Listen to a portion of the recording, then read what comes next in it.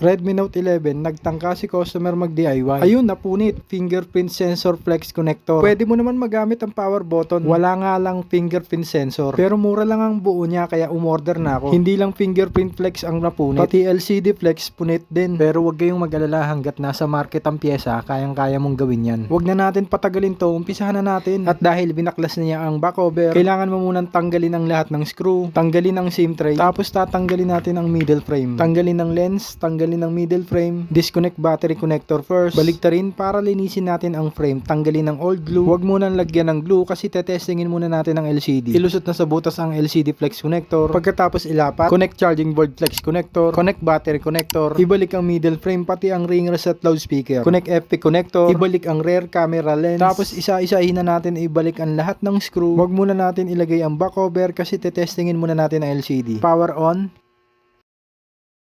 Yun, at kung nagustuhan nyo po ang palit LCD at palit power button fingerprint flex connector tutorial, don't forget to like, share, and subscribe po. Thank you!